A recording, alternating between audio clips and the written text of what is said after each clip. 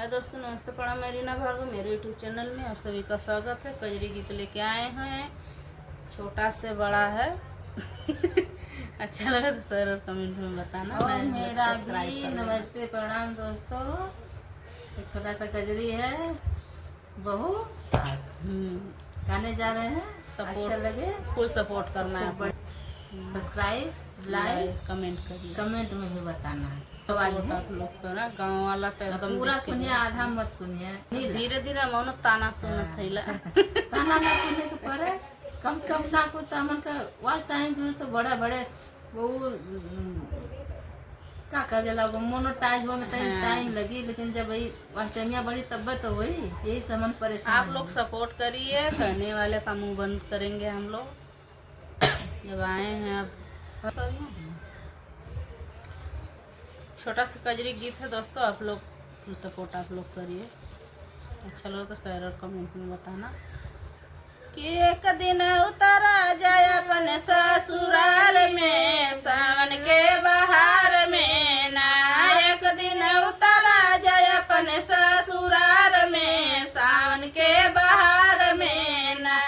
जेवना भाभी से बनवाई अपने हाथ से खियाई, जेवना भाभी से बनवाई अपने हाथ से खियाई।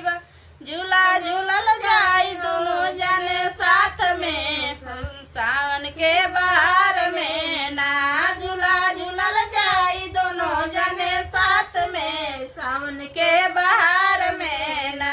एक दिन उतरा जाए अपने ससुराल में सावन के बहार में ना।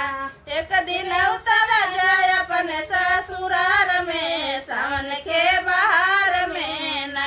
गेड़ुआ भाभी से बरवाई अपने हाथ से घटाई, गेड़ुआ भाभी से बरवाई अपने हाथ से घटाई। कि झूला झूलल जाई दोनों जने साथ में सावन के बहार में ना। झूला झूलल जाई दोनों जने साथ में सावन के बहार में ना। एक दिन उतरा जाए अपने ससुराल में सावन के बहार में ना। एक दिन उतपिया अपने ससुराल में सावन के बहार में ना। कि बीरवा भाभी से जरवाई अपने हाथ से कुचाई, बीरवा भाभी से जरवाई अपने हाथ से कुचाई। झूला झूलल जाई दोनों जने साथ में सावन के बहार में ना। झूला झूलल जाई दोनों जने साथ में सावन के बहार में ना। एक दिन उतर जाए अपने ससुराल में सावन के बहार में ना।